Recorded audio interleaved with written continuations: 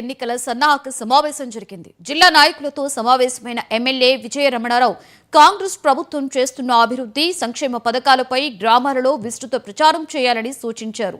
ఉచిత కరెంటు, మహిళలకు ఉచిత బస్సు, ఇందిరమ్మ ఇళ్ల వంటి పథకాలు ప్రజలకు చేరవేస్తున్నామని తెలిపారు. బీఆర్ఎస్ పార్టీ కాంగ్రెస్ పథకాలపై దుష్ప్రచారం చేస్తుందని, పార్టీ కార్యకర్తలు దీన్ని తిప్పికొట్టాలి అన్నారు. ప్రతి ఇంటికి వెళ్లి పథకాలను వివరించి ప్రజల్లో నమ్మకం కల్పించాలన్నారు. ఎన్నికలు ఎప్పుడొచ్చినా కాంగ్రెస్ పథకాలతో ధైర్యంగా ఓట్లు వేయాలని, గెలుపు కోసం తాను శాయశక్తులా కృషి చేస్తున్నట్లుగా ఎమ్మెల్యే రమణారావు చెప్పారు.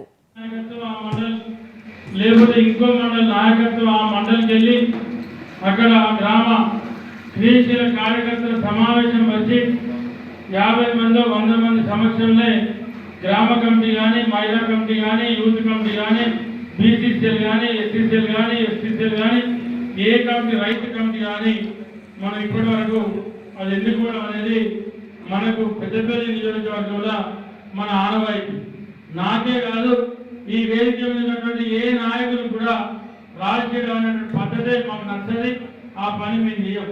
ఎందుకంటే ఇవాళ నేను కూడా ముఖ్యులైన సోదరుడు శ్రీనివాస్ గారు మనం మాట్లాడి చెప్తే నేను చెప్పిన మా ఊళ్ళని ముఖ్యులు వినిపిస్తా, మీరు రండి, వచ్చిన తర్వాత మరి మండల పార్టీ అధ్యక్షులు ఎవరెవరు ఉండాలనేది మేము నిర్ణయించుకొని డిసైడ్ చేస్తామని చెప్పి చెప్పడం జరిగింది. ఈ కార్యక్రమం ముఖ్య ఉద్దేశం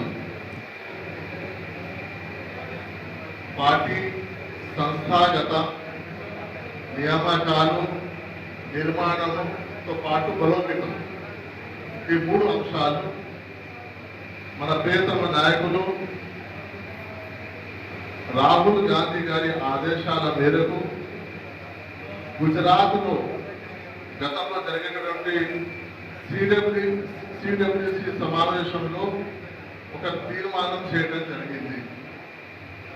ఆ తీర్మానం ఏంటంటే కాంగ్రెస్ పార్టీ ప్రజాస్వామ్యాన్ని నమ్ముకునే పార్టీ కాంగ్రెస్ పార్టీ. మనము గట్టిగా ప్రజాస్వామ్యాన్ని మనం నమ్ముకుంటాము.